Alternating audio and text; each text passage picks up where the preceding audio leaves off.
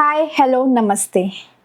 आज हमारे पॉडकास्ट में एक ऐसी गेस्ट आ रही हैं जिन्होंने अपने सिक्योर जॉब को छोड़कर एक बिजनेस इंडस्ट्री में एंट्री ली, जहां उन्हें सीनियर सिटीजन्स के लिए सर्विसेज शुरू की। जी हाँ, miss Rohini Gonsalves, founder of Sevarat health care and nursing private limited.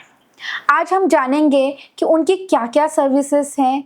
During covid time उनने सीनियर सिटीजन्स का कैसे केयर किया, उन्हें एक इनिशिएटिव लिया था वहाँ जिंदगी, और सबसे बड़ी चीज़ उनने एक वर्ल्ड रिकॉर्ड बनाया था सीनियर सिटीजन्स को लेके। बहुत ही इंटरेस्टिंग है, ज़रूर देखिए पॉडकास्ट। और हम ये भी जानेंगे गोवा स्टार्टअप से फंडिंग कैसे ली जाती है। हमारे पॉडकास्ट से के साथ बने रहिए।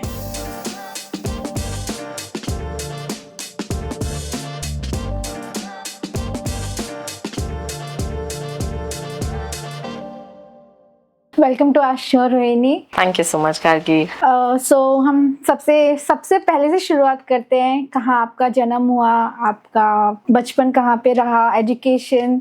स्टार्टिंग से शुरुआत करते हैं। स्टार्टिंग से शुरुआत करेंगे तो I was born in Belgaum. So I was raised also in Belgaum. I completed my post graduation in Belgaum and then I moved to Bombay. इस दौरान मैं थोड़ी देर के लिए अहमदाबाद भी चली गई थी for about a year and a half. उसके बाद मैं बम्बई में रही for the longest time of my career. I was working in Bombay. Okay. और उसके बाद मैं गोवा आ गई. Okay. So how सेवारत found? So exactly around that time ना, दिस वॉज इन 2013 जब मैं गोवा आ गई। आते ही साथ मैं यहाँ पे थोड़ा सा कामकाज करने की कोशिश कर रही थी। I was trying to set up my own business. मुझे इंटरेस्ट था इवेंट्स में, बट मैं सोच रही थी कुछ मार्केटिंग स्टाइल के इवेंट्स हो जिसमें हम कॉर्पोरेट्स को लेके आए और बड़े से इवेंट्स करें, क्योंकि Goa has always been a very preferred destination for corporates. और इसको मैं एक्सप्लोर कर रही थी उस समय। और उस वक्त ऐसे हो गया कि मम्मा बीमार पड़ गई, और तब वो मेरे भैया के साथ रहती थी इन Bangalore. So I went over to help my brother to look after my mother. तो ये कई बार होने लगा कि मम्मा अक्सर हॉस्पिटल में लैंड अप होती थी, वो मुझे कॉल कर देता था, क्योंकि उस वक्त उसने बहुत सारी लीव ले रखी थी। उसके पास अभी लीव बची नहीं थी कि मम्मा का ख्याल। That time he was working. He was working and I was on a sabbatical. तो मैंने तुरंत फिर जैसे उनका कॉल आता था मैं निकल पड़ती थी। मैं जाके वहाँ पे मम्मा का ख्याल रखती थी, और जैसे मम्मा ठीक हो जाती थी फिर घर लेके जाते थे, थोड़ा समय घर पे बिता के फिर मैं वापस चली आती थी। तो एक अक्सर होने लगा था, like in a matter of 5 months मम्मा के 6-7 राउंड्स ऑफ द हॉस्पिटल हो चुके थे। I was in Goa eight that time. So I used to go from Goa to Bangalore and come back to Goa. और जब ये सिलसिला चल रहा था तो काफ़ी सारे मेरे फ्रेंड्स थे इन द टेलीकॉम इंडस्ट्री, तो मैं उनको बीच बीच में मम्मा की बीमारी के चलते मैं जब भी वहाँ पे जाती थी मैं उनको मिल भी लेती थी। तो मैंने उनसे पूछा कि भाई what do you think, can we create an app जिससे कि हम सीनियर सिटीजन्स को help at the click of a button deliver कर सके। तो हम लोग सारे टेक्नोलॉजी साइड से थे, टेलीकॉम साइड से, तो हम लोगों ने बहुत ही अच्छा सा इनोवेटिव सा सोल्यूशन निकाला कि हम eight the click of a button हम इमरजेंसी हेल्थ केयर को अवेल कर सकें, और फिर ये भी कर सके कि भाई उनका सारा मेडिकल रिकॉर्ड्स एक ही जगह पे हो। तो उस समय के लिए 2013 के लिए बहुत इनोवेटिव था। उस समय ये सारे ऐप्स हो नहीं करते थे। ओके तो उस वक्त क्या हो गया कि जब हमने ये सारा सोच तो लिया, फिर मैं वापस गोवा आके मैं उसके ऊपर काम करने लगी। तब मुझे एहसास हुआ कि ये फाइनल जो डिलीवरी है, सर्विस डिलीवरी जिसको हम कहते हैं लास्ट माइल सर्विस डिलीवरी, जो किसी व्यक्ति विशेष ने करनी है, human being has to take care of the person, तो उसके लिए हम कहाँ से लाएंगे। तो मैंने तो सोचा था कि मैं टाई अप कर लूँगी कुछ नर्सिंग ब्यूरो से और उनके स्टाफ को यूज़ करके वो सर्विस डिलीवर कर पाएंगे। और जब मैं जैसे लोगों को कॉल करने लगी और उनसे पूछताछ करने लगी कि भाई how can we tie up, तो उनका बिहेवियर ही ऐसे था कि मैंने सोचा हे भगवान, इनके हवाले कोई अपने पेरेंट्स को कैसे रखे। कि वो जिस तरीके से फ़ोन उठाते थे, कभी लगभग बदतमीज थे वो लोग फोन उठाने के टाइम पे। ऐसे लगता था जैसे कि कोई वसूली करने के लिए फोन नहीं करते, तब आपसे कैसे डरा धमका के आपसे बात करते, लगभग उस तरीके से बात करते थे। तो मैंने सोचा कि इनमें तो कंपैशन ही नहीं है, गुड मैनर्स भी नहीं है, ऐसे लोगों के साथ हम कैसे टाई अप करेंगे। फिर मैंने सोचा ज़्यादा से ज़्यादा क्या होगा, हमें ही करना पड़ेगा, ये काम तो खुद ही कर लेते हैं। और उस तरीके से शुरुआत हो गई सेवारत की, द सर्विस, जहाँ पे हम लोगों ने ह्यूमन रिसोर्सेज को हायर किया, उनको ट्रेन किया और उनको इस काबिल बनाया कि वो जाके पेशेंट्स का केयर ले सके। बट आपने जब ये सेवारत health care and nursing private limited शुरू किया, सो आपने शुरू तो कर दिया, बट आपने वो ट्रस्ट कैसे बिल्ड किया मार्केट में? बिकॉज बोलते हैं ना कि अपने पेरेंट्स का ध्यान हम खुद अच्छे से रख सकते हैं, बट वही पेरेंट्स किसी के हवाले कर दिया जाए, और वो ट्रस्ट कैसे बिल्ड किया? It might be a difficult for you. I think it was the most difficult thing, क्योंकि एक्चुअली क्या हो जाता है, काफ़ी सारे एलिमेंट्स हो जाते हैं। एक तो आप किसी अनजान व्यक्ति को अपने घर में एक्सेस दे रहे हो। Correct. आपके घर में आपके और आपके पेरेंट्स के अलावा बाकी के भी सदस्य होते हैं, चाहे वो आपकी मेड्स हैं या आपकी यंग लड़कियां हैं। सोचिए कि अगर मेल केयरटेकर्स है तो first question is how safe is it, right. और फिर अगर लड़कियां भी हैं तो उनको डर लगता है कि कहीं कुछ चुरा ना ले, कुछ ले ना जाए। उसके अलावा देन टेम्परामेंटल, बिहेवियरल, वो सारे चैलेंजेस होते हैं। बट मेरे ख्याल से what I did right was perhaps कि मैंने पहले सारा समय बच्चों को ट्रेन करने में डाल दिया। Okay. जो हम लोगों ने जो एम्प्लॉयज़ को हायर किया उनको पहले हमने ट्रेन कर दिया, उनको हमने सिखाया कि पेशेंट्स के साथ किस तरीके से रहना है, उनके फैमिली के साथ किस तरीके से रहना है, क्या डूज डोंट्स हैं आपके लिए, वो हमने बहुत अच्छे से ड्रिल कर दिया उनके दिमाग में। सो इज देयर क्वालिफाइड जो ट्रेनिंग जो जाते हैं, नर्सिंग जो करते हैं, वो क्वालिफाइड रहते हैं? तो जब मैंने फर्स्ट स्टार्ट किया था, दिस इज इन 2015, तब हमें तुरंत तो क्वालिफाइड स्टाफ नहीं मिला था। तो पहले तो हमने एडवर्टाइजमेंट्स डाल दिए थे, और जो लोग हमें लगा कि ये काबिल है और कुछ लोगों के पास एक्सपीरियंस था, उनको हायर किया। बट बहुत जल्द मुझे एहसास हो गया कि अगर हमको वो प्रीमियम सर्विस बननी है तो इससे काम नहीं चलेगा।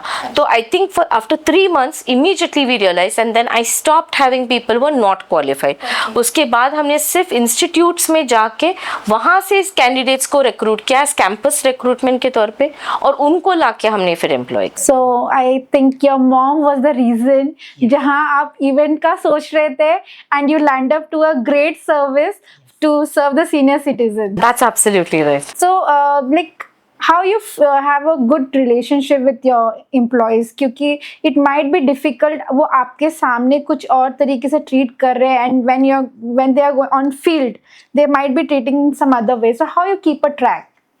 तो actually this is a two pronged thing. First and foremost, trust is a two way street. अगर हम जो कहते हैं वो हम करते हैं तो लगभग वो जो कहते हैं वो करते हैं। अगर हम सामने से उनको धोखा नहीं दे रहे हैं तो लगभग वो इंसान धोखा नहीं देता है, अनलेस वो वाकई में कोई धोखेबाज व्यक्ति ही है। तो most cases we build trust by giving trust, by delivering on trust. तो हमने वो that has been the core principle. दूसरी बात है कि हम हमारे जो कस्टमर्स हैं उनके साथ बहुत क्लोजली काम करते हैं, क्योंकि हम उनके ऊपर मॉनिटर नहीं कर सकते हमारी तरफ से। तो जब वो कस्टमर के यहाँ पे है तो हम कस्टमर का फीडबैक 100% ले लेते हैं। तो वो चाहे जो छोटी बात भी है, अगर वो हमें बताते हैं, हम नहीं कहते कि नहीं नहीं ये नहीं हो सकता। और अगर स्टाफ भी कुछ कह रहा है तो हम ये भी नहीं कहते कि नहीं नहीं ये नहीं हो सकता। So we go with complete trusting them. तो वो कोई भी बंदा हमें झूठ नहीं बोल सकता है, किसी की भी बात को डिसरिगार्ड नहीं कर सकते। And they have to be emotionally and mentally very strong, जो वो फील्ड पे होते हैं। Yes, that is very necessary.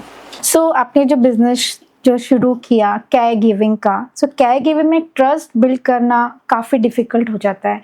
So you remember your first client जिस पे आपने how you build a trust कि हाँ you can do it and you are the good service, कैसे किया आपने?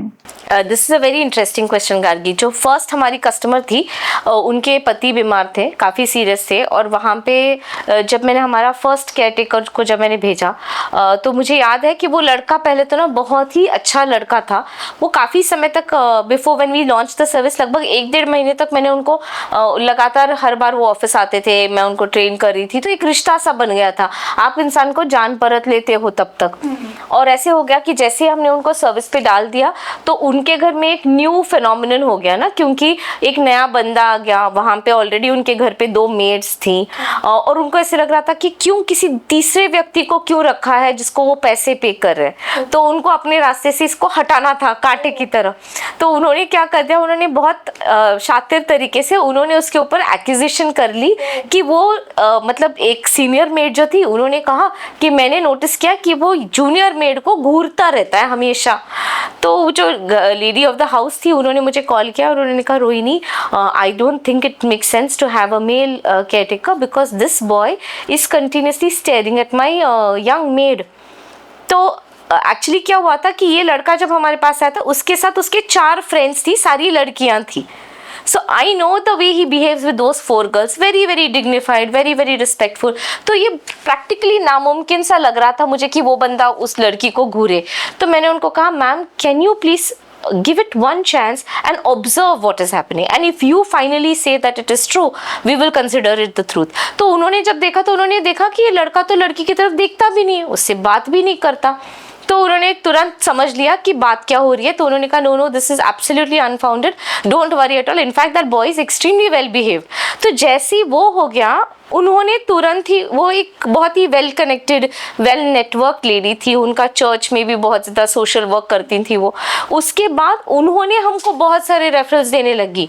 तो जबकि हमने स्टार्ट किया ऑन आई रिमेंबर 1 जनवरी को मैंने ऑफिशियली लॉन्च कर दी सर्विस, 7 जनवरी को उनके पास से मुझे बिजनेस के लिए कॉल आया, next day onwards we started serving her and soon after that उन्होंने अपने ही कॉन्टैक्ट्स के थ्रू, मेरे को लगता है कि by the end of 2 months we had our first 10 customers.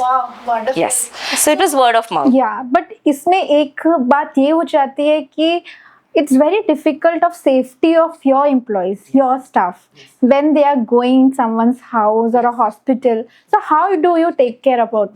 तो पहले तो हमने उनको सेल्फ डिफेंस टेक्निक सारे बता रखे हैं first and foremost. The other thing is when we are taking on business, एक तो Goa is a very small place as you are aware, practically everybody knows every other person. हमारे जो customers है they belong to a category of society जहाँ पे hanky panky बहुत कम होने के चांसेस हैं।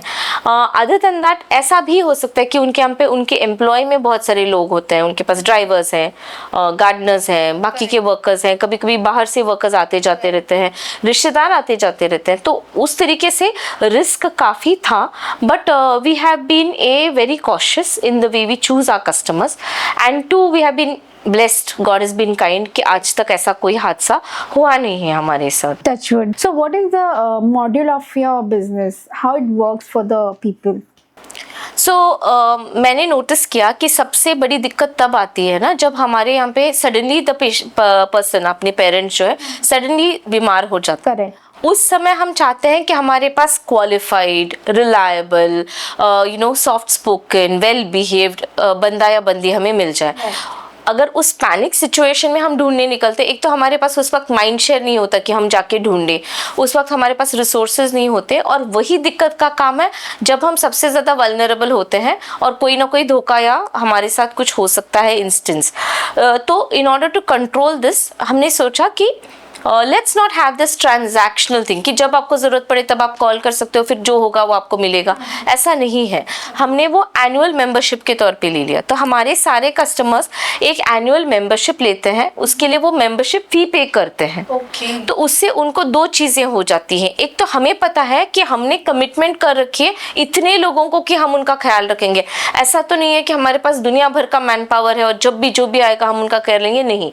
हम लोग कमिटेड है कि यही 500 लोग हैं जिनको हम सर्व कर सकते हैं फिलहाल। अगर हमारे पास एक्स्ट्रा स्टाफ आता है तभी हम और मेंबर्स ले सकते हैं। अगर हमारे पास स्टाफ उस समय नहीं है तो हम मना कर देते हैं कि नहीं, हम आपकी जिम्मेदारी नहीं ले सकते, क्योंकि I have put my neck in line कि अगर आपकी कभी भी दिक्कत होगी, चाहे रात के 12 बजे हो, तो हम उस समय कोई ना कोई आपके साथ रहेंगे। So that is the commitment from my side. It is easier to manage when I have committed customers with me.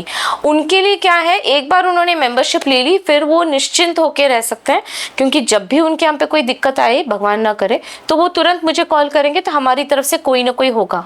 At any cost there will be somebody, because we always have extra staff. Okay, so our registered members will always get our services. It is something like that, your services जो आपका membership ले लेता है वो आप कभी भी emergency आ सकती है, तो 24/7 you are available for that.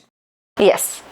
सो रोहिणी, ऐसी कोई स्टोरी या ऐसा कोई मोमेंट जो आपको टच किया हो when you were started serving to senior citizen, any emotional story और anything? Actually every single day has something of that sort. ऐसा कोई दिन नहीं जाता जब हमारे लिए कोई एकदम टचिंग स्टोरी नहीं होती है, but of the few things I think I can remember, एक पर्सन थे, वो हमारे मेंबर तो थे बट उनको लगातार हमारी सर्विसेज की कोई ज़रूरत नहीं थी। वो बहुत ही फिट एंड फाइन आदमी थे।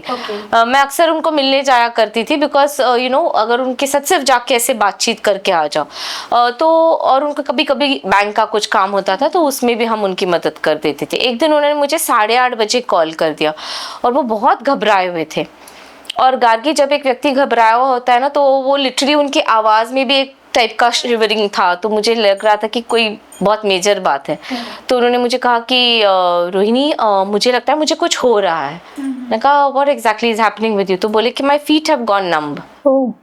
तो मैं सोचती रही कि मैं वैसे तो कोई मेडिकल प्रोफेशनल हूँ नहीं, तो मैं सोचती थी कि क्या हो गया होगा। तो मुझे एहसास हो गया कि उनका घर जैसे है ना, तो वो बहुत खेतों के सामने ऑपोजिट ही उनका मकान, उनका बिल्डिंग है, और बहुत ठंडी हवाएं चल रही थी उस समय। वो नवंबर का महीना था और उस साल पर्टिकुलरली बहुत सर्दी थी गोवा में भी। तो मैंने उनको कहा कि is your balcony door open? तो उन्होंने कहा यस इट इज़ ओपन। मैंने कहा आप एक काम कीजिए, पहले you shut it and you wear socks and then if you are still feeling numb you can let me know. तो उन्होंने 10 मिनट में फिर से कॉल किया, तो बोले now I am feeling a little better. तो मुझे पूछा कि what do you think was happening? तो मैंने कहा कि I think it's just the air is very nippy, थोड़ी सी सर्दी है, तो ठंडी हवा चल रही होगी बालकनी से, तो इसलिए आपके पैर नम हो गए हैं। आप एक काम कीजिएगा, आप सॉक्स ही पहन के सो जाइए।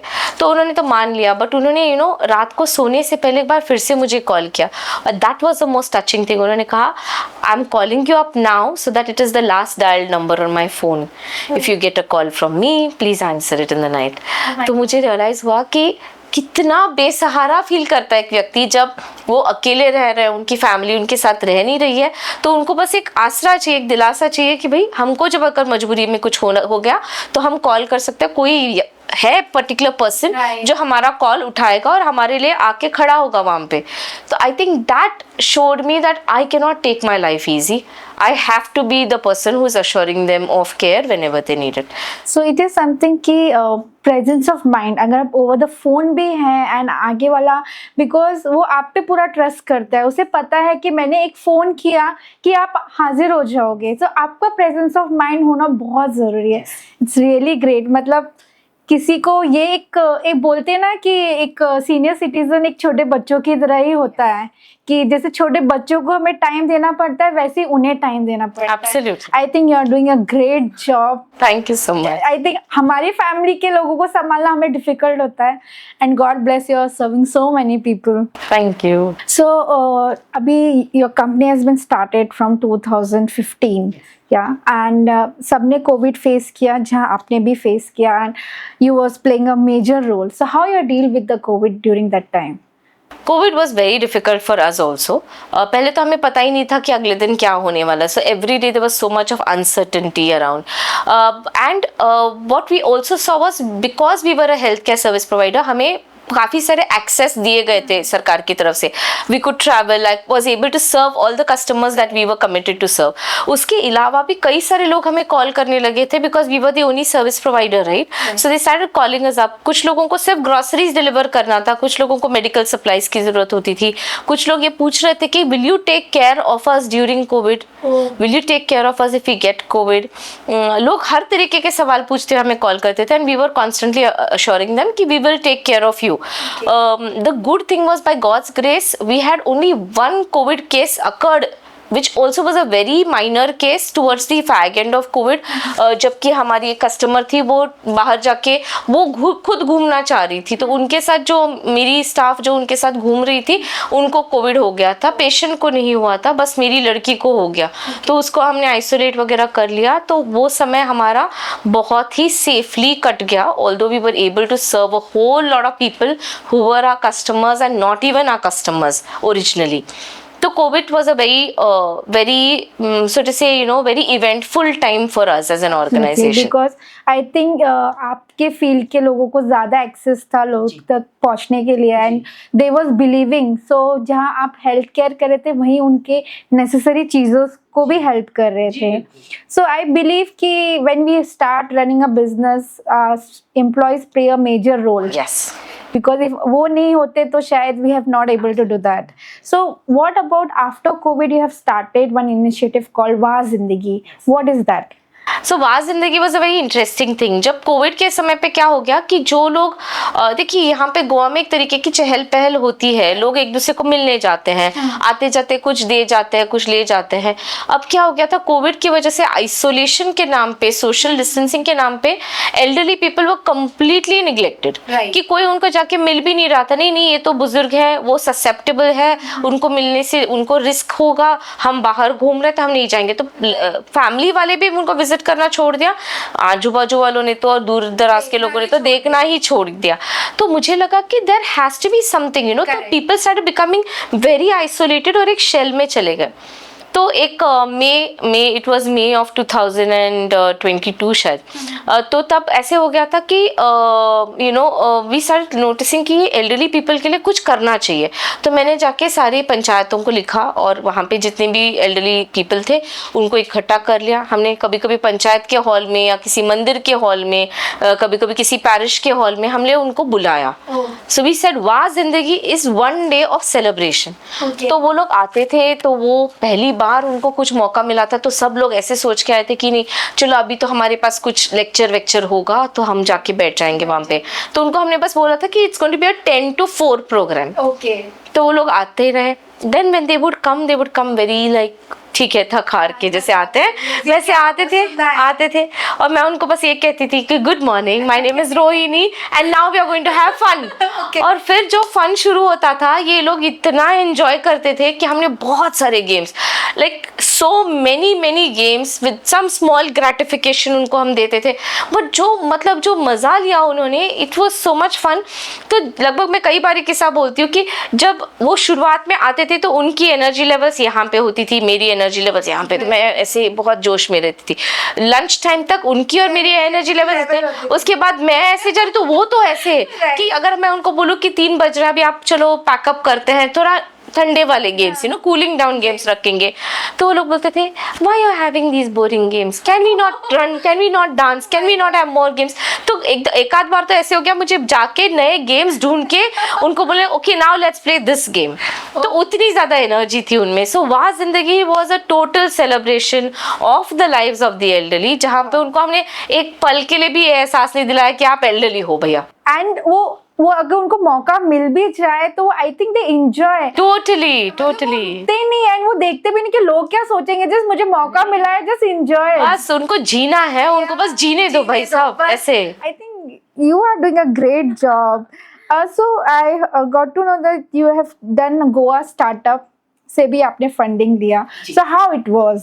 तो ये बहुत इंटरेस्टिंग जर्नी थी मेरे लिए गार्गी, क्योंकि जब मैंने सेवारत स्टार्ट किया था, स्टार्टअप नाम का शब्द भी नहीं सुना था उससे पहले.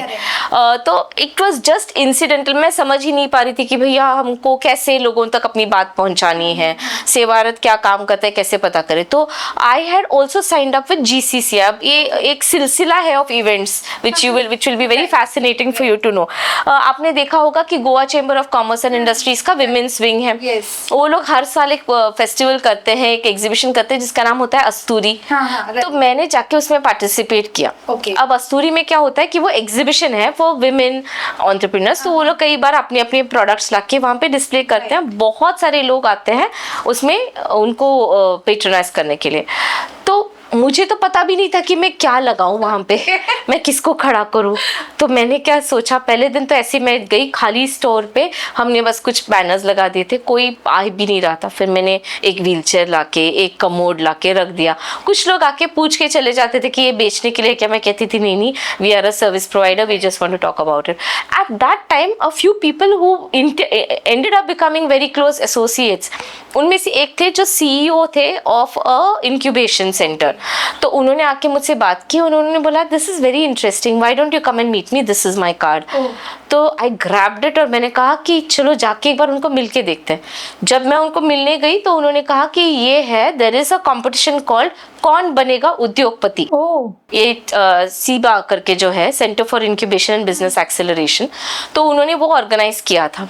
तो उन्होंने कहा तुम इसमें पार्टिसिपेट करो, आज लास्ट डे है, अब आप जाते ही साथ इसका एप्लीकेशन फिल करके सबमिट करो। तो I was the last person to submit my application, and that competition had some things which you know they had a proper format, और उन्होंने हमको बहुत सारी चीज़ों के बारे में अवेयरनेस की, which even till today I think that was one of the best programmes I have ever attended. तो उन्होंने बहुत सारे मेंटर्स को लाया from different parts of the country, और उन्होंने हमसे बातचीत की, बहुत सारी बातों के बारे में हमें सिखाया। उन्होंने हमें बताया कि स्टार्टअप होता क्या है, गवर्नमेंट की तरफ से क्या सुविधाएं हैं, क्या करना है, वगैरह वगैरह सब कुछ बताया। और उन्होंने हमको वो कंपटीशन में, खैर I was one of the top 10, we were only a service provider, तो बहुत सारे इनोवेशंस थे उस वक्त, तो we were amongst the top 10। But उसके तुरंत बाद उन्होंने हमको एलिजिबल बनाया for seed fund from CIBA itself. तो वहाँ से हमें सीड फंड मिला। उसके बाद हमने अपने आप को कंपनी के तौर पे रजिस्टर किया, then we became the private limited company. और उसके तुरंत बाद मैंने फिर जाके सारे स्टार्टअप जगहों पे अपने आप को रजिस्टर किया। तो गवर्नमेंट ऑफ गोवा का भी स्टार्टअप प्रमोशन सेल है, तो उसमें भी मैंने रजिस्टर किया, और उसमें जाके हमने अप्लाई किया फॉर द सीड फंड, तो वो भी हमें मिल गया as a part of vibrant Goa. तो चीफ मिनिस्टर ने ही हमें वो हैंड ओवर किया, जो हमारे चेक्स वगैरह थे, तो उस वक्त हमें वो भी मिल गया। That's nice, that's great. So बोलते हैं ना कि अगर आपको अपॉर्चुनिटी मिले तो रुकना नहीं चाहिए, just grab it. No matter क्या हो, but just देख लो। Yes, absolutely. It will be a good experience at least. Definitely. So you have created a world record as well with senior citizens. So how was the experience? But that is the best experience of my life, Karki. ये तब हुआ था ना जब वहाँ जिंदगी के दौरान we just realized that there was so much energy that they had। तो एक दिन ऐसे ही मैंने बोल दिया था कि अगर मेरा बस चले तो I'll create a world record, और फिर then we started pursuing that। तो ये लगभग मई एंड में था, तो हमने सबको बता दिया कि we are planning to have a world record and we'll do it in the month of August, क्योंकि अगस्त में वर्ल्ड सीनियर सिटीजन्स डे होता है। तो हमने तुरंत एक ट्रूप को बुलाया हमारे ऑफिस में, एंड दे रिकॉर्डेड अच्छा सा मेडली गोवन सॉन्ग्स का बना के हमने सबको भेज दिया। फिर इस दौरान क्या हो गया कि मैं स्पॉन्सर्स ढूंढने लगी कि भाई, क्योंकि उसके लिए बहुत सारा खर्चा होने वाला था, I knew. So I started looking out for sponsors. बहुत ही मायूसी हुई कि कोई सपोर्ट नहीं कर रहा था इस इनिशिएटिव को, because I think people were not able to get the point of how big this is going to be. तो अराउंड जून में एक्चुअली, तब तक तो मुझे एहसास हो ही गया था कि ये पैसे तो आ नहीं रहे, हमें इसको कॉल ऑफ करना चाहिए। पर तब तक ये लोग मुझे कॉल करके, Rohini she is not coming for practice, Rohini she is not dancing properly. तो ये सब चलता रहा, तो मेरे को रियलाइज़ हुआ कि यार ये तो अलग किस्सा हो गया। इन्हें फर्स्ट टाइम अपनी ज़िंदगी में इस उम्र में कुछ करने का जज्बा आ गया है, and they have to do it, क्योंकि it's a sense of accomplishment for them. तो now to chicken out would be very very bad. इनकी उम्मीदें बढ़ा के फिर उनको कुचलना भी ठीक नहीं था। तो मैंने कहा चलो जो होता है इससे देखा जाएगा, let's go head with it. तो अगस्त 22 वी गॉट, हमारे पास रजिस्ट्रेशन ऑलमोस्ट 600 लोगों के हो गए थे। और इस दौरान क्या हो रहा था कि हमने वो टेक्निकली सारी कंप्लायंसेस कर रहे थे, तो हमें बताया गया कि ये जो आपने डांस कर रखा है, it's a Goan medley, it's a cultural song, it's not folk song. तो आपको फोक सॉन्ग करना पड़ेगा, जो टिपिकली यू नो वो जो ढाँ ढाँ वाले ड्रम बीट्स पे होगा। तो वो हमने उनको भेज दिया। पता नहीं वो लोगों ने प्रैक्टिस किया या नहीं, but on the final event day हमने सबको फिर से बोला। तो उस वक्त शायद 456 पीपल शोड अप। तो उन सबको हमने बोला कि आप अभी प्रैक्टिस करो। तो वो इतने मायूस, ये हम क्यों कर रहे हैं, हम वो क्यों नहीं कर रहे जो हमने प्रैक्टिस कर रखा। तो मैंने कहा ये इस वजह से है, आप इसको कर लो, बाकी वो भी हम डांस करेंगे। तो आपको पता होगा कि जिस दिन हम लोगों ने वो प्रोग्राम किया था, तो ये सब लोगों ने वो परफॉर्म किया। फिर वो जो कन्वीनर्स थे from this India book of world records, जो हमको वो रिकॉर्ड दे रहे थे, वो खुद आए थे। वो एक्चुअली बहुत ट्रैवल कर रहे थे, बिजी थे। तो उन्होंने कहा मैं आके देखना चाहता हूँ सीनियर सिटीजन्स भला क्या कर सकते हैं, I just want to see it. And when he came he was so overjoyed, क्योंकि उन्होंने देखा कि कितने जोश के साथ ये लोग कर रहे हैं। तो उन्होंने वो डिक्लेयर कर दिया। और उस समय क्या हो गया था कि मैंने सोचा था कि अभी ये सब हो जाएगा तो हम वो मेडली प्ले करेंगे, अभी जो पहले हमने प्रैक्टिस कर रखी, तो उसके ऊपर ये लोग डांस करेंगे ताकि इन सबको लगे कि नहीं हमने परफॉर्म कर लिया वो। और इस समय क्या हो गया, अचानक से वो खत्म हो ही रहा है तो बंदे ने एट द कियोस्क उसने वो लगा दिया झिंगाट गाना, और मैं बहुत नाराज हो गई थी उससे कि मैं उसे गुस्से में देख रही हूँ कि भाई क्यों तुमने वो लगा रखा है, और मैं वो बंद करने की ताक में हूँ, और यहाँ पे मैं मुड़ के देखती हूँ तो ये लोग तो ऐसे डांस कर रहे हैं, oh my God they were dancing like crazy. कोई 16-17 साल का बच्चा हो तो वो जिस तरीके से जिंगाट डांस करे वैसे वो लोग डांस कर रहे थे, और वो देखेंगे ना तो पता चलेगा कि कितना सारा जोश है इन लोगों में। So that moment of Zingaat playing, me getting upset and than me seeing them dance, that is the best best best memory of my life. Amazing amazing. मतलब बोलते हैं ना कि आपने उनको कुछ ऐसी अपनी फेवरेट चीज लाके दे दी है and they are just enjoying it, no matter आगे पीछे कौन है, मेरा पैर दुख रहा है, कमर दुख रहा है, उनको उस टाइम कुछ नहीं, उन्हें पता ही नहीं था कि उनकी कमर भी है, यू नो ऐसे थे वो लोग, इतना नाच रहे थे। और मुझे नहीं लगता कि ये लोग in the normal course of life वो लोग नाचते होंगे, ऐसा नहीं होगा, बट उस समय उस माहौल में वो लोग इतने मतलब मग्न हो गए थे, जैसे ना आप खो जाते हो तो खो के वो लोग अपना, उसके बाद जो हुआ वो लोग जैसे आके मुझसे लिपट लिपट के thank you so much for giving us this, और हमने तुरंत उनको सर्टिफिकेट्स वगैरह दे दिए। तो वो इतने इतने प्राउड थे वो लोग कि वो अपनी जो वो सर्टिफिकेट्स है वो लेके गए कि we have created a world record. Means ऐसा हुआ कि लाइफ में उनको इम्पोर्टेंस मिला, मतलब कि कोई हमें इम्पोर्टेंस दे रहा है, I am important for that day, I am getting something, मतलब मैंने कुछ तो अचीव किया ना। उस उम्र में आप कहाँ एक्सपेक्ट करते हो कि you are 80 years and you are not expected to come with a world record। आज आप किसी को भी शर्मिंदा कर सकते कि देखो भाई at this age I've got a world record। Obviously, so that is I think a beautiful moment, very beautiful। beautiful moment, hats off to you। So how you manage, like ठीक है ये तो उनकी खुशी हो गई, उनका you have just given, but how you have managed the back end? Oh, don't ask me।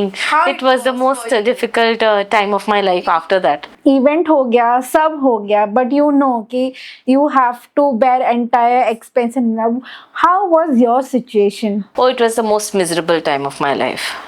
और वो क्योंकि उस समय किसी के यहाँ से कोई किसी तरीके का कोई सपोर्ट नहीं था।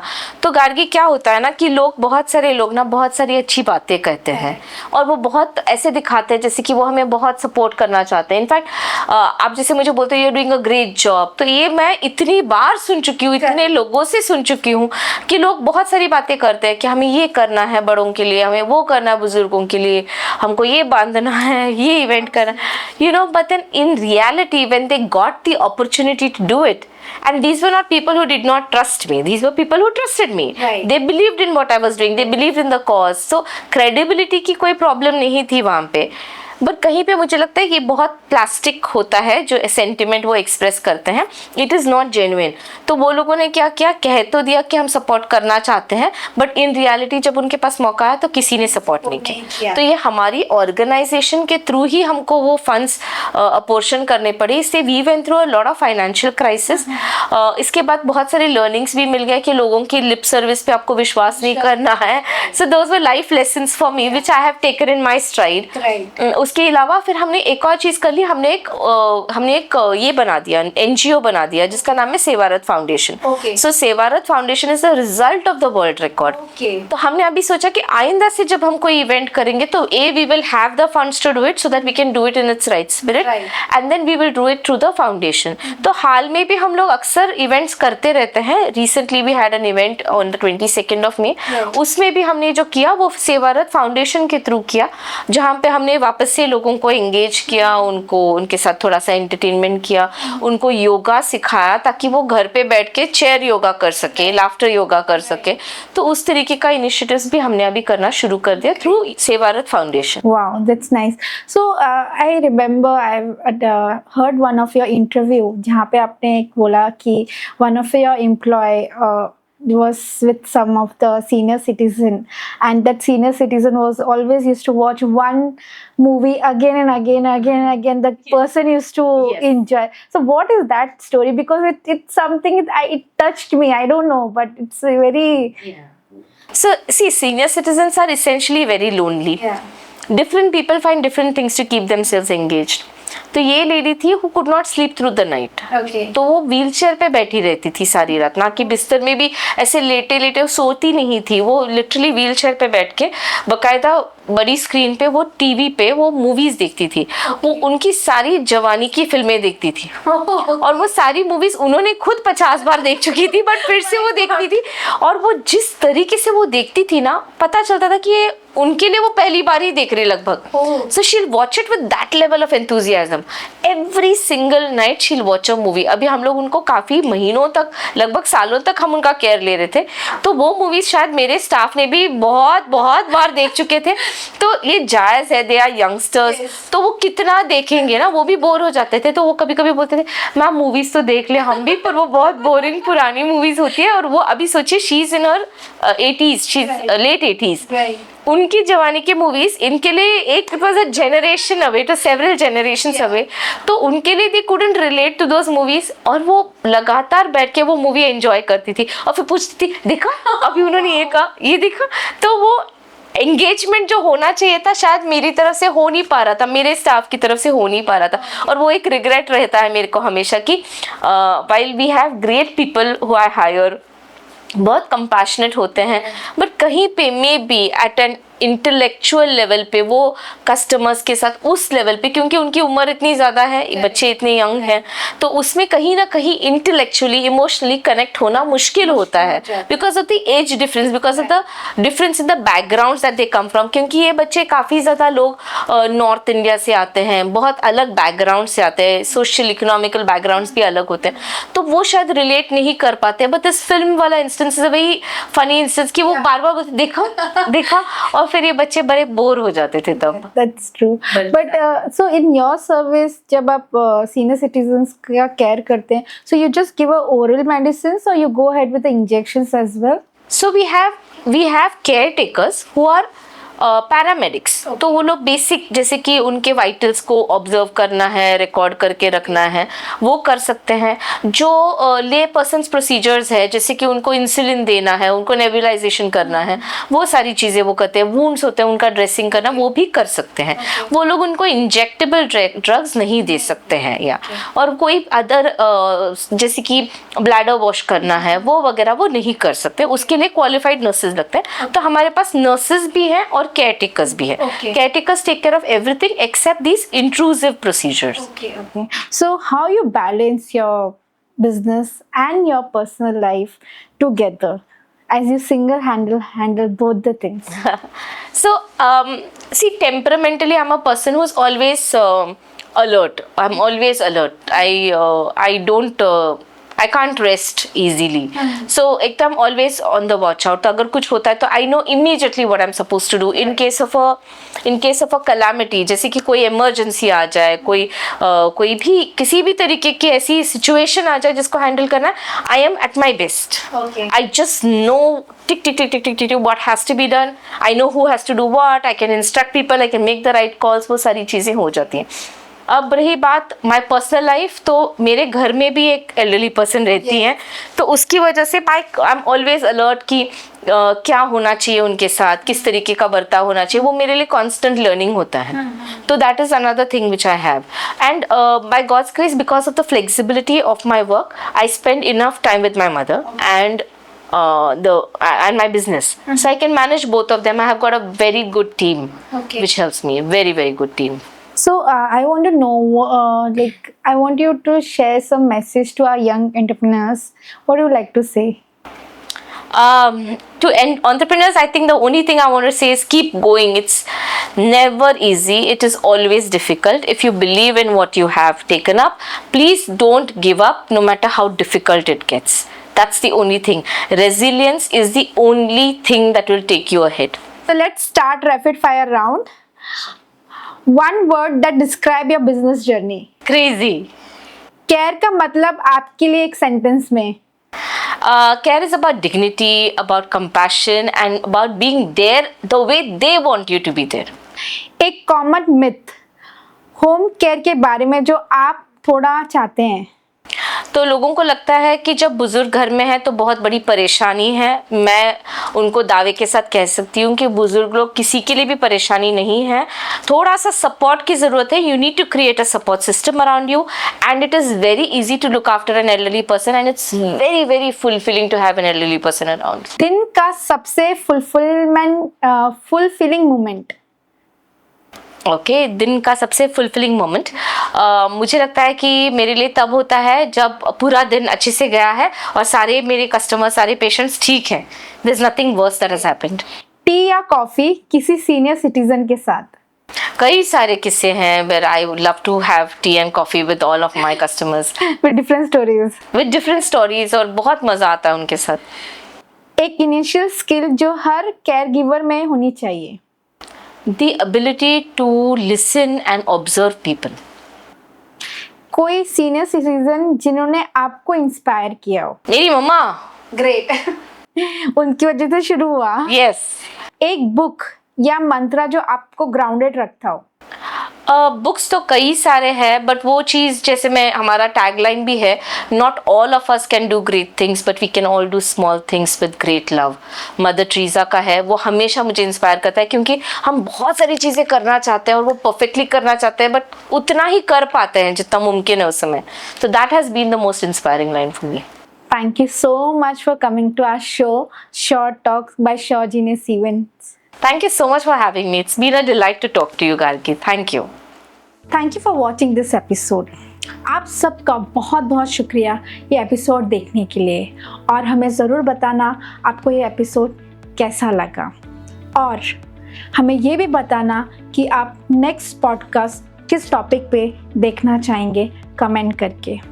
मिलते हैं एक नए एपिसोड में एक नए टॉपिक के साथ। Thank you so much for tuning in. This is Gargi Sagarkar signing off from Short Talks by Shawjini Stevens.